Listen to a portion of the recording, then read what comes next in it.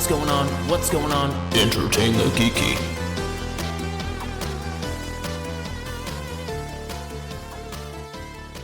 Number one on the Entertain the Geeky network. We have a network? No way. When did that happen? You know, that's what we were trying to do when we brought Nerd News on. We were trying to get a couple other shows started. Yeah. And we were like, yeah, now we're going to have a network. This is the right thing to do. And we just were juggling too many things at that point in time, I think. Yeah, I think so. It was a lot. Anywho. Yes. Hello. Hey, guys. Hello out there. What's going on? Comic-Con is going on. Well, as of right now, I think it's probably over. I don't know. They do anything on Sunday? I don't think they do anything on Sunday. I don't know. I know. So. I don't know. Big story from Comic-Con. Yeah, it's New York Comic-Con 2023. And Somebody shit on the floor. Somebody shit on the floor, apparently. I don't know. I have no words. We were talking I don't have anything to say about that.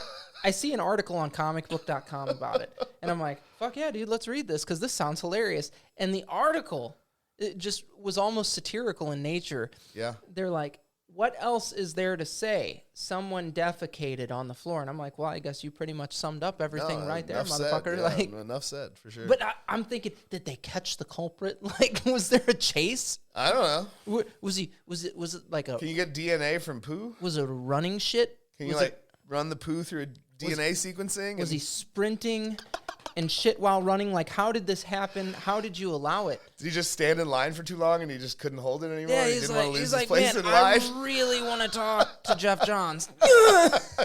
Guess I'm pooping right here. That's how pooping's happening today. But yeah, so New York Comic Con has all kinds of things going on. One of the top stories I kept seeing on all the things I was looking at a minute ago before we were getting ready to start was there's a new Dragon Ball. There's more Dragon Ball. Oh, thank God. New Dragon Ball. That I would imagine probably will be set within what they've been doing with like the movies, right? Because the movies have kind of been their own little thing as well. You know, I admittedly, my fling with Dragon Ball was isolated to the year 2000, and it only went on for a couple short months. Sure. Like, it wasn't the show for me, and it's funny. I think I've had this conversation with a lot of friends over the years. I am a massive fan of Western-style storytelling. The Eastern-style storytelling, a little different. I'm not saying there's anything wrong with it. It's just not my cup of tea. There's nothing wrong with it, but yeah, some of it I can't get into either. It's hard for me, right? We were just talking because another thing that was announced was there's a live action Yu Yu Hakusho that's coming to Netflix in December, I think is what I saw. And Corey is a huge Yu Yu Hakusho fan. Is she? Yeah, yeah. She's got a hoodie with the characters on it. It's funny too. You always know who the weebs are when you go out into the world and she's wearing this hoodie and someone will be like, "Ah!" They do the gun finger thing at her. Yeah.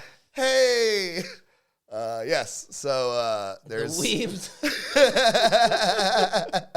I say that lovingly. I have nothing against people who are really into anime. There's I know a lot. I mean, here, dude, we've been on the other side of that coin many a times. Right. I know and love a lot of people who are really into anime, and there are some animes that I've gotten into over the years. I liked Bebop. I liked Trigun. I liked Soul Eater. These were kind of these were my thing. Yeah. So, but it's not all for me. And Yu Yu Hakusho is a perfect example of one that is just a little too much. Sometimes, like, I'll come home and she'll be watching it, and I'm just sitting there like, what is this show? It's the only I don't time understand. he walks in and says, "Turn that shit off." No. But it is something where, like, whether I vocalize it or not, in my head, I'm just like, I have no idea what this is. I don't understand how it flows. I don't understand who these people are. Look, and like, oh, watch it, and there'd be more. So maybe, we were talking, and I sent her a text, and she sent me that meme of Chris Pratt from Parks and Rec looking really surprised because she didn't know I'm, following the updates as they come in. And she said, she even made a point to say, like, I won't make you watch it. And I was like, no, I'll watch it with you. I don't understand what's happening in that cartoon, but like, I can get down from the beginning of a live action treatment. Like, I'm down, right? Well, it's like when Netflix did Death Note with William Dafoe. I watched it because Dafoe was so in bad, it. Though. I didn't say it was great. So bad, though. But Death Note is a great story, but man, that live action thing was so bad. But Didn't say it was apparently, good. yeah, but apparently I haven't watched it. But apparently the One Piece live action supposed to be is really great. good. Like, It's everybody's supposed to be raving. really good, Like, yeah. oh, it's so good. And I don't know anything about One Piece, so that might be another one to try for the first time. You know? Sure, yeah. I know they're pirates. Well, fucking the folks at Netflix are brilliant because they really have been in front of the ball on this with the live action anime stuff. Yeah. Whether that was something people were asking for, I don't know. You know, I think to an extent. I remember starting to see some of them getting trailers and stuff, and I was like, did anybody ask for this? Yes. Like, the anime fans want that shit. Well, because we've had superhero movies for fucking 20-something years now. no, but like when it comes to anime, I feel like wouldn't you rather just see it as the anime? Because that's its whole deal, right? I mean, wouldn't you rather see Captain America animated as fuck? We have. I know, but it was cool to see him in movies. No, it wasn't. Too. Oh, I was totally happy seeing him Those in a movie. animated Captain America movies, they were really bad. They were bad movies. No, that's it. No, but like Avengers Earth Mightiest Heroes, great fucking series. Great series, man. It had a good theme song, I'll give it that. The Avengers Assemble. Yeah, it had a good theme song, I'll give it that. The 90s X-Men series, come on, Yeah, man. it's good. Yeah, it's but fine. I still want to see. It doesn't hold up, right? still- I think no, it that's the doesn't. problem, right? Is like when you look at certain cartoons like Batman, the animated series, you can watch that in any era, in any with any people. It holds up. It has that like 30s mob crime thing. That's baked It into doesn't really it. know what it wanted to be, right? Because like they drove around in cars like from the 40s, but they also had cell phones, so it was like it didn't really know what it wanted to be, but that was kind of its charm, right? No, Is it kinda that just made was- it very cool. It kind of just was this melding of different eras. But of because they did that, it almost United made it States timeless. history. Yeah. And I think that was clever of them. So Yeah, yes, that X-Men 90s series, that doesn't hold up. It didn't age well. No, it doesn't hold up. But it was a product of the time because the No, Iron I Man loved it when I was series a that was kid, out sure. then, but that Spider-Man series that was out at the same time was fucking awesome. Yeah, it was okay. Did you ever watch Spider-Man and His Amazing Friends? Yeah, of course. Yeah. With Firestar and Iceman? Johnny. Yeah. So good. Yeah. So good. Mm-hmm. I don't know, man. I do enjoy the animated stuff, but that doesn't mean I don't want to see it in a movie. I'm cool watching it. Yeah, sure, I guess. Yeah, I mean, I just think there's anime as a genre. That's what it's called. It's about these unique animation styles and telling a story from a weird kind of perspective. Yeah.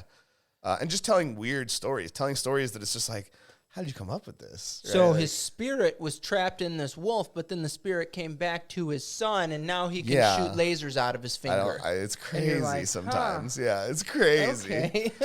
But Dragon Ball's always been kind of I think, That's it a has staple. it has the weirdness that I think is accompanies a lot of anime, but it also, I always felt like had a more Western storytelling and stuff like that. Like it has the weird things like Master Roshi being like super horny for all the ladies, It had weird things that typify other anime. Right, there's the Japanese perversion that they Yeah, like to yeah. bring in. But I all think that it's stuff, always yeah. felt like a more Western style of telling an anime Sure. story. It's a pretty typical. It's a hero's superhero journey. story. Yeah, it's a superhero story, Yeah. right? And villains and a coterie of different people and villains in his life. Yeah. So yeah, I think Dragon Ball has always had a different appeal. But yeah, so there's new Dragon Ball. It's coming in 2024, apparently. So one of the things that's been at the top of my list recently on the show, going back several episodes, if you're following, is the return of the Ultimate Universe. And there is a one-shot coming out November, I think, because Ultimate Invasion just ended. Yeah, I think the one-shot comes out next month. And it will kind of be a springboard for what the new series were going to be. Well, so we weren't sure what those series were going to be, but it turns out we are now.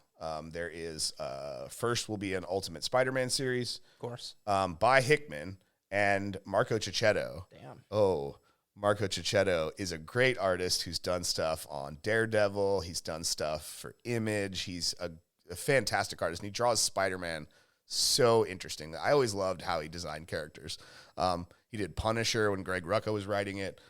That was a cool run of Really good. too. Yeah, really good. So big superstar lineup for the Ultimate Spider-Man book, and it's going to be something we haven't seen before, according to Hickman. He was talking about it at New York Comic Con. I mean, dude, Hickman doing fucking Ultimate Spider-Man is sure, almost baffling. But it almost sounded like, just based on the interview I read, now I obviously wasn't watching it live, I didn't get the inflection and kind of the connotation of some of these things, but it seems like what he's trying to imply is that this is not going to be a Spider-Man we know.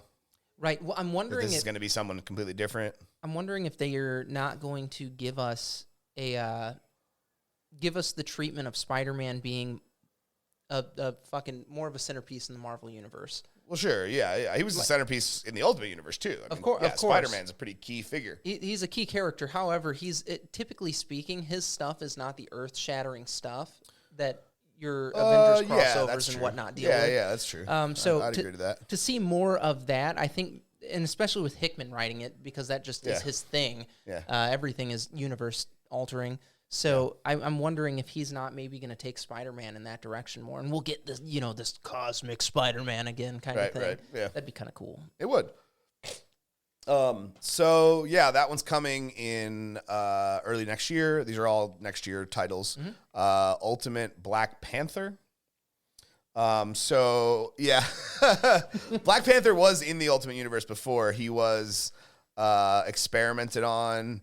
And he had like actual panther claws that were like tiny versions of Wolverine claws, kind of, that would just kind of come out of his fist. So I don't know. What we've seen of Black Panther and Ultimate Invasion is a different guy entirely, kind of a more accurate kind of guy. Sure. But it seems like with the absence of the Maker in the aftermath of the Invasion story, this world that he's built, that's kind of built on this, upper elite and staged political theater and keeping the masses distracted with, oh, this is the bad guy now. We all don't like Russia now. And in the Ultimate Universe, in this version of the Ultimate Universe, Russia is literally like represented by Colossus and magic and stuff. Oh, wow. Mutants represent the country. Yeah.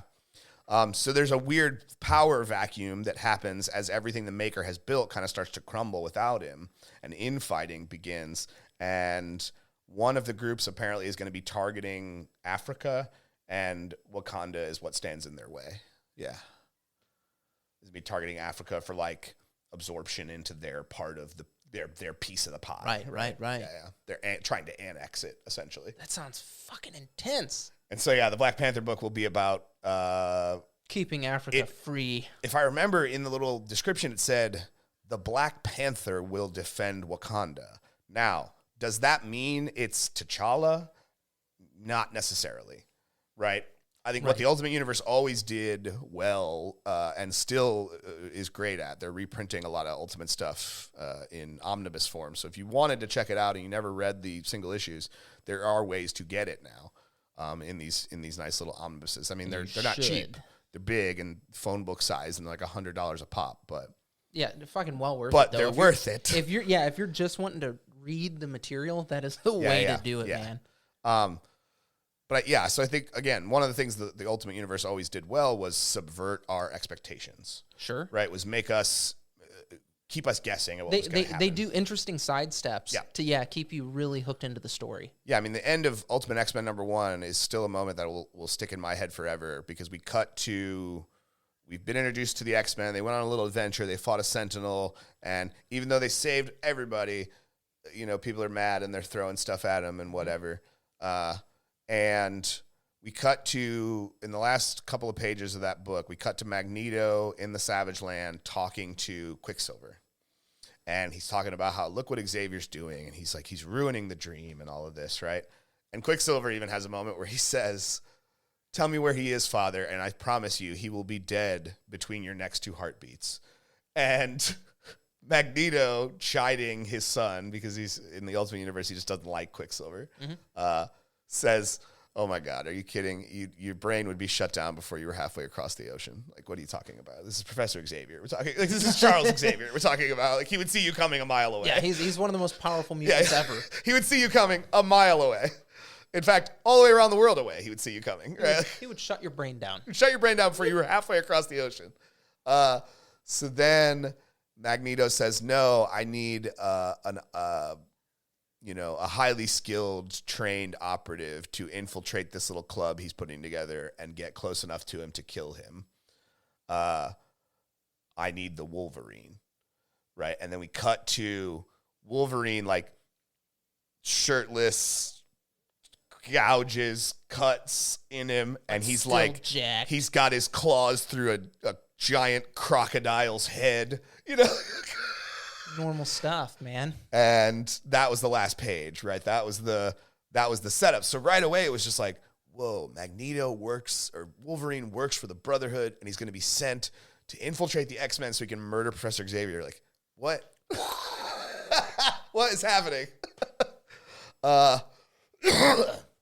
So they always did things to subvert our expectations. They always kind of surprised us and kept us guessing, especially if you knew who these characters were in the regular universe. Right. Yeah. So Black Panther, that was a long-winded way to get back around to Black Panther might not be the Black Panther we're expecting. Sure. We might have T'Challa just as the king of Wakanda, and some other champion of Wakanda is currently carrying the mantle of Black Panther. Oh, man, that'd be fucking cool. A son, perhaps. I don't know. We'll find out when it comes out next year. And then the third book is Ultimate X-Men, which Peach Momoko is going to write and illustrate. Oh, wow. And hefty order there. Yeah. So, yeah, it is. But, like, I think, Momoko kind of popped up and she was doing covers and different things. Right. And it was great, right? It was like, oh, my God, you're so good at this. You have such a unique style. And then they gave, they ended up doing a story called Demon Days. It was an X-Men story, like an Elseworlds type of other universe X-Men story that Momoko was going to write and draw. And a lot of us were like skeptical. We were like, oh yeah, I mean, we'll see. I don't know. You're really good at art. That doesn't necessarily mean you might be You might great not at be shit when it comes writing, to writing. Yeah. Right? Yeah. And they're not bad. Right. They're not great. They're not groundbreaking, but they're not bad. They're good stories. I mean, it's such a heavy order. I don't feel like there are a lot of people who can really accomplish doing the whole thing. Your exceptions there are your Todd McFarlanes and stuff. We talked about another one last week, Daniel Warren Johnson, who's writing and drawing Transformers. But those guys are far and few between. There's incredible storytellers out there. You've got your Scott Snyders and all that are just, I'm sorry. Yeah, Scott. Yeah, Scott you were correct. Don't second guess yourself. No. It was Zack Snyder. It popped into my head too, and I'm like, whoa, different Snyder. And yeah, your Brian Michael Bendis. There's a bunch of guys out there that are just fantastic storytellers. But I'm sure if they pick up a pencil, it could be damning. Sure. So yeah, it's an interesting thing, and those guys that can do both, shit. Yeah. So Momoko's taken on the weird, really unknown, because in Ultimate Invasion, we don't meet Professor Charles Xavier. We don't meet a Magneto. We meet some mutants, but they're really just like we meet Colossus and Ileana, his sister, Magic and Colossus. But they're almost like cameos. No, they're like the head of their nation. Okay. Right? Yeah, they're at the Makers meeting representing Russia. Okay. You know what I mean? So there are mutants. We know that they exist, but we don't know what that means for the rest of the world. We haven't met more than just a few, like a handful. We met DaCosta, Sunspot, or Sunfire, or whatever. Sunspot. Yeah. No, it was Sunspot. Sunfire was the Japanese guy. Got you. Yep. Sunspot. So yeah, we know that they exist. We don't really know what kind of influence they have, whether or not this is a world where they're hated and fered like every other world. Or if they're political figureheads. Or maybe, something has changed. So we'll see. I mean, I think Momoko, like I said, the weird X-Men stuff that has been in this little Demon Days corner that she's been doing, which is like X-Men stuff mixed with feudal Japanese culture. Mm-hmm. So it's interesting. We've seen things like that before. Like they did a Wolverine story called Ronin. In particular, yep. Yeah, where he was like a Japanese Ronin in ancient feudal Japan. He was the last samurai. That series was actually pretty interesting, but we don't need to go into that. We'll talk about that another time. We'll talk about that some other time. That series was actually really interesting. But so yeah, I'm just based on what that has been, that weird little Demon Days thing. I'm in. I'm interested to see what Momoko will bring to the table. What she'll turn out. Because the Ultimate X-Men has the potential to be just like in the original Ultimate Universe, the weird book. Sure. It's the weird book, right? It's the book where it's just like weird kind of shit happens, and you have weird mutations. And you have some mutants that are not like normal. They don't look like normal people, so they can't they're halfway Nightcrawler and stuff like that who can't just be out. They have horns sticking out of their nose. Yeah, so he looks like a demon. Yeah, I mean, he's literally what descriptions of demons were. But in the circus, I was the incredible Nightcrawler. Yeah. So yeah, I'm excited. We're seeing 3 new Ultimate series. The Ultimate Invasion miniseries, the 4-issue miniseries that just ended, definitely ended with the Captain America reveal, right? Like Tony is Iron Lad in this universe, and maybe Kang. He might be the guy who ends up becoming Kang in the future. Who knows? It definitely seems like they're implying that. Maybe it's just to throw the curveball. Well, especially by calling him Iron Lad, though, right? Like in the regular continuity, Iron Lad is young Kang, right? Like from the Young Avenger. He was a young Avenger. So it was an interesting thing.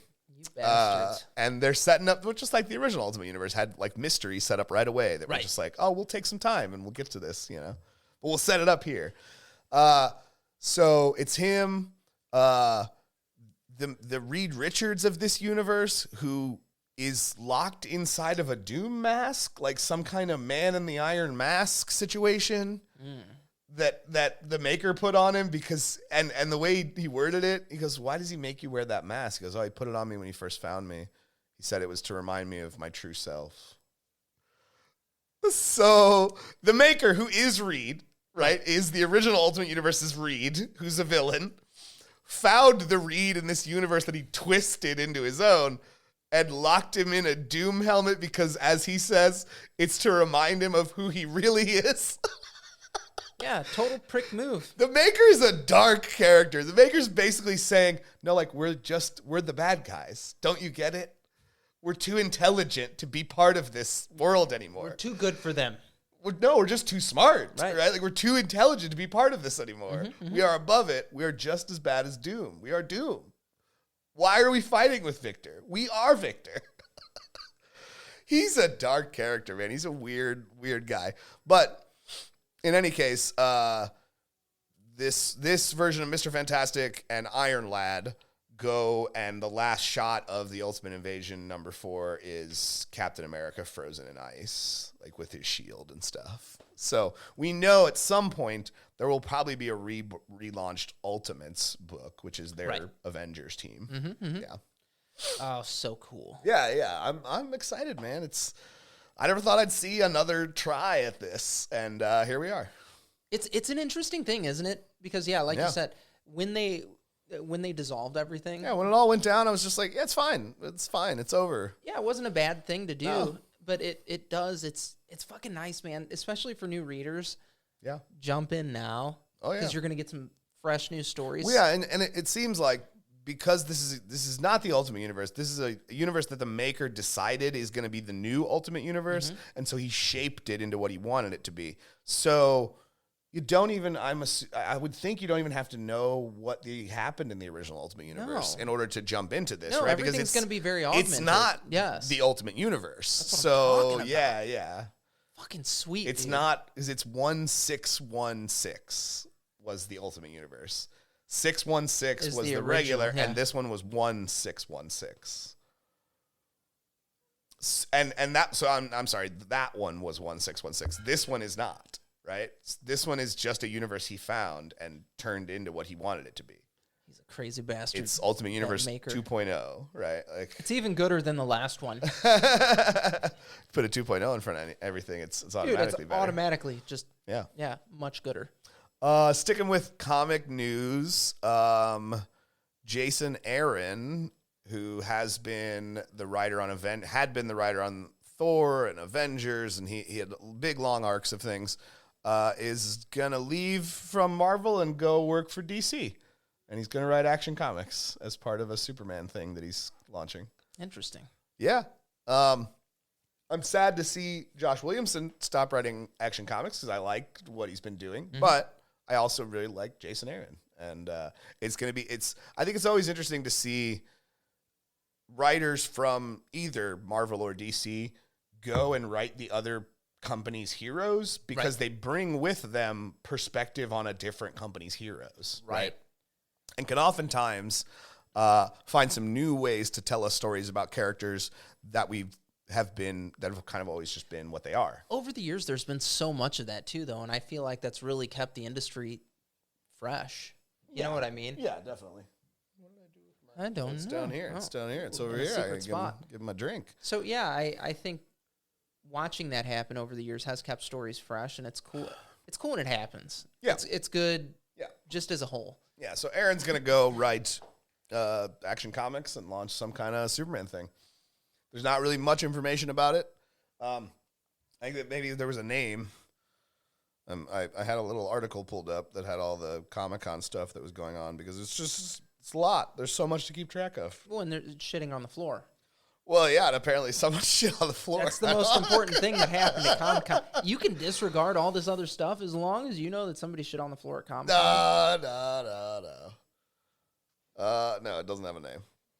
Fair enough. It was just, it was just the next thing.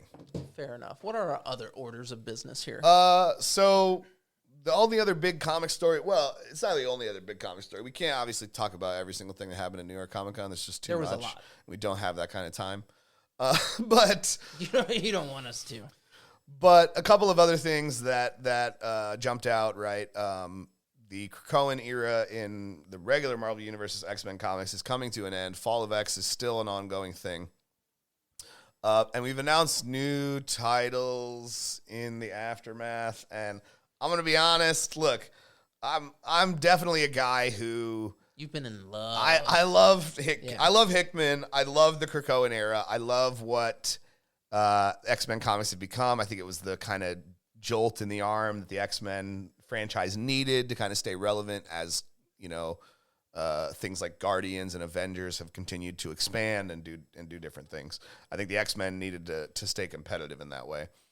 That being said, I'm open to the idea of that going away and something new coming along. What I don't like is what I'm hearing about what the new things are, because it just seems like we're walking back a lot of the things that the Krakoan era did. So I'll give you an example. Bear with me while I find this information. It was one of the other top news stories. Because look, it's insane to me to see what an impact the Krakoan era has had on X-Men as a property when it comes to a big convention. Right? The biggest Marvel panel at this convention was the Krakoan era Fall of X-Men panel. What happens when you have fucking Hickman writing something, though? Well, but he hasn't been writing it. He hasn't been writing it since 2 years ago. For a good minute. I guess that's fair. That's fair. When you have Hickman start something. Sure. Because it's always, this big, massive altering thing for whatever franchise it happens to be. Yeah, exactly. And for X-Men, we got the Krakoan era. Well, he did it with Avengers before that. He did it with Fantastic Four before that. He's just really good at doing that. He's really good at kind of giving series the shot in the arm they need to kind of Marvel knows that. Marvel knows that. Yeah, I mean, it's why he's now doing the Ultimate Universe, I mean, he's the one who wrote Ultimate Invasion. He's writing Ultimate Spider-Man. How exciting is that for him, though? Like, to get to basically build a brand new universe. Well, that was where I first read Hickman. He was an Ultimate Universe writer. He wrote a Thor series. He wrote a Hawkeye miniseries. He wrote Ultimates when it was relaunched as like Ultimate Comics Ultimates. It was weird. The titles were all weird. But at one point it was relaunched. He was writing that when Captain America became president of the United States. Like, that was where we took that story, right? Like, so yeah. The Krakoan era is coming to an end, and they announced some new series that, again, just kind of, I don't know, just bother. It seems like we're walking some stuff back. So it will start with Fall of the House of X, written by Jerry Dugan and drawn by Lucas Wernick. It's a 5-issue series that will be directly in the aftermath of what's going on currently with all this. I mean, if you look at any X-Men book right now, it says Fall of X in the corner. They're all tying into it. In the aftermath, which will see the nation of Krakoa brought to its knees following several years of prosperity. The stakes will only have grown more dire by that point, with Cyclops on trial for his life and the last remaining mutants making their final stand against Orcus, which is the big terrorist organization that's caused all of this. He seeded that from the very beginning, though. That's something that I think is so cool. Orcus was there at the very beginning of House of X. They were there. We knew that's who they were. And they've kind of just been quietly doing their thing, using in their the background. Yeah. So then Rise of the Powers of X will be the next series, written by Kieran Gillen and drawn by R.B. Silva, who drew the original Powers of X. In case anybody out there did not know that, R.B. Silva is fantastic. This 5-issue series takes place 10 years into the Marvel Universe's future as the X-Men rally to stop Nimrod and the Omega Sentinel from summoning a machine god and destroying Earth in their ascension. The machines are going to ascend, right? Mm-hmm. They're going to become gods. Singularities, yes. Right?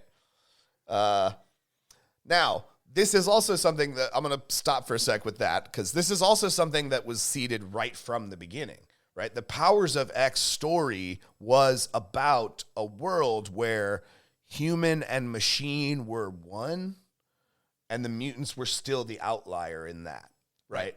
The machines had there was no difference now between machine and organic and inorganic. They were one. They were one being, and the next stage of their life cycle would be to ascend and become a being of energy in space. Almost godlike. Yeah. Right, yeah, exactly. Yeah. Become a singularity, which would then become a giant other thing and become a giant other thing, right? There's all kinds of... There was levels that you ascended through.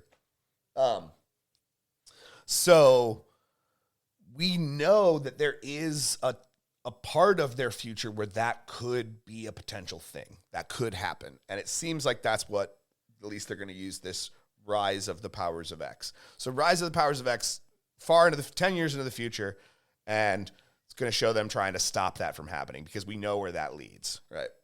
That leads to mutants being treated like zoo animals and locked in a zoo, as the last mutants are dying off. So then X-Men Red, the current writer of X-Men Red, Al Ewing, who is awesome, by the way, at anything weird and sci-fi. He's just great. Will be contributing his own series in the final chapter of the Krakoan Age. Ewing and Luciano Vecchio are collaborating on a 4-issue miniseries called Resurrection of Magneto. This is where it started to take a turn for me. I was like, resurrection? No. When Magneto died, they had wrote this huge... And Dugan, I think, was the one responsible for it. And he's like at the top of the X-Men writer's desk right now. They had this whole thing with Magneto where he was just like, look, I'm giving up all my backups because I don't fear death. I fear what I would become with immortality. Right. Like, Magneto acknowledges that if he's got to go, he's got to go. Immortality is more dangerous to him. It's not good for him. Is more dangerous to him than death.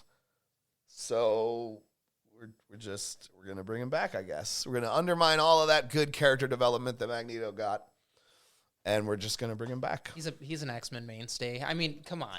Look, I understand that, but I thought that just happened. Like, let's wait a little bit of time before we bring it back. That just happened. Typically we work in 2-year intervals with these things. Like Avengers X-Men Eternals was last year, though. It just happened last year. That's when he died. That's what I'm saying. Typically, I think it ended in January. We should have 2 years between this shit happening. That's normally the cycle with this sort of thing. Yeah, I don't know why they're bringing him back, but the current X-Men saga and all of the fall of House of X and rise of Powers of X and all of these things that are going on will wrap up the current X-Men line, and Tom Brevoort, who's a longtime editor at Marvel, who's currently the Avengers desk editor, is going to be making the jump to the X-Men line in 2024, and obviously has probably, his own plans for the future of X-Men and what it is in the Marvel Universe. I don't know. I'm going to be a little sad to see this all end, because I liked it a lot. Well, that's what I was just going to say. It's odd because, it's always cool to have a new jumping on point in these stories and stuff. But sometimes you've got something so cool built up that it's like, dude, you gotta fucking ride this wave ashore, and it doesn't seem like it's ashore yet. But maybe they're wrapping it up gracefully. I don't know. I mean, I don't know. Like the stuff I've read for Fall of X is good, right? These writers that have been doing this kind of picked up after Hickman left and have just kind of kept building on what he was doing.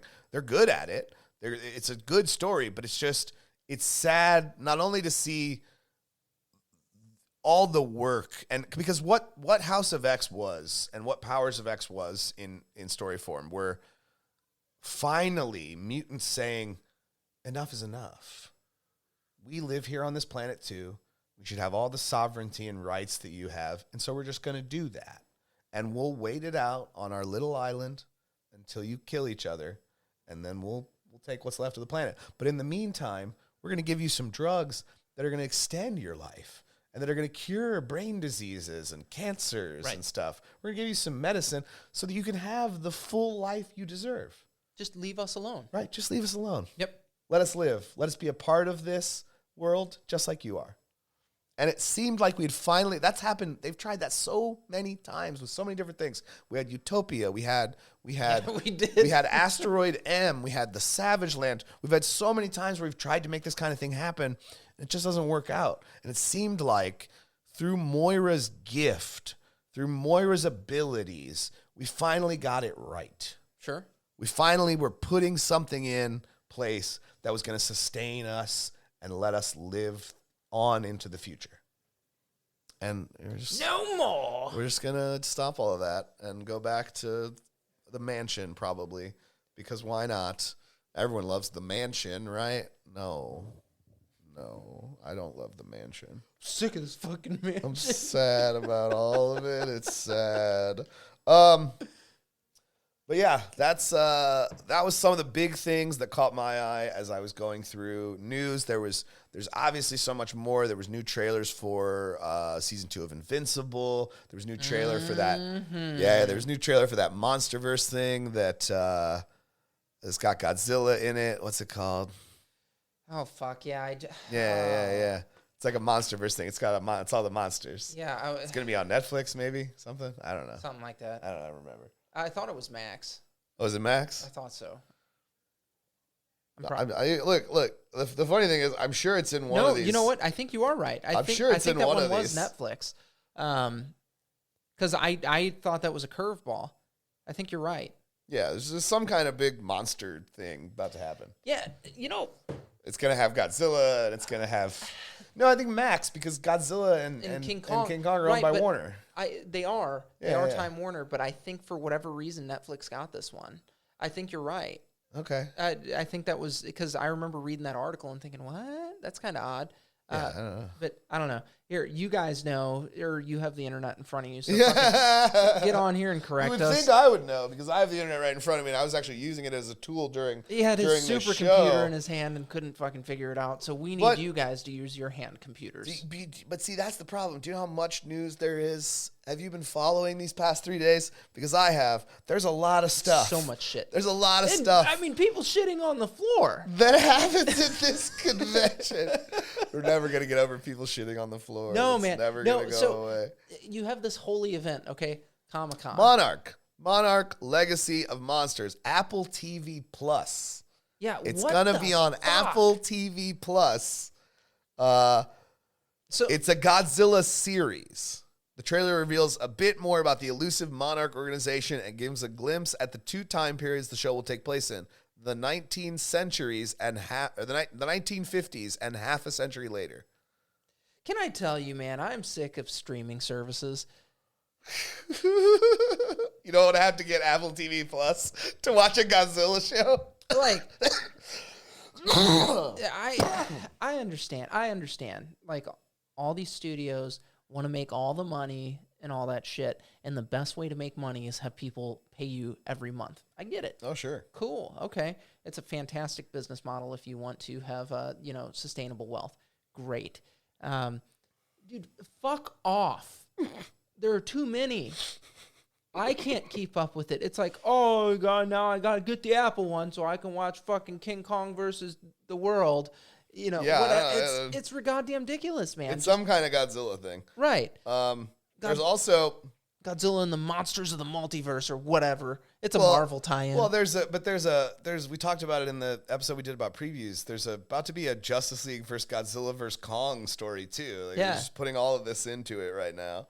There's so much, and it's like, oh, you got to have Max for this one, have Apple TV for that one. It's same continuity though. Netflix, that's something I almost forgot. Netflix is the one reviving Scott Pilgrim and doing, oh my God, it looks so good. Doing a new animated Scott Pilgrim that has Original most of the cast from the live action movie returning to voice their characters, including but not limited to Mary Elizabeth Winstead and Michael Cera, who played Scott and Ramona. Right. Yeah. As it should be. There's a new trailer. The new trailer is actually pretty good. Watch, if you can link it below, that'd be cool, because it's a cool little trailer. It shows off the 7 evil exes. That's what this trailer was, because we haven't really seen much of them yet. Yeah, I need to. I'll make a note of that as soon as we finish up here. Yeah. It's a good little trailer to check out, right? And they're not paying us to say that, I promise. No. Nobody pays us to do this. No, we pay to do this. Actually, right, it's this neat thing that we do. We have to spend money to do this. You ever seen what a potential bankruptcy looks like? Look, but that's how dedicated we are to you guys. We love talking about nerdy stuff. And we're gonna do it forever, I guess, if we can. Yeah, I mean, here it's Can you imagine when we're like 60 years old, sitting here like? And so this year at New York Comic Con 2052, somebody threw up on the floor. Again, they shit on the floor just like 50 years ago. Hold on, my heart stopped beating. That's okay. I'll do it forever. I like talking about nerdy stuff. No, it's a blast, man. It's my world. All right, you guys need to go to entertainthegeeky.com. You can follow us on all of our social media there.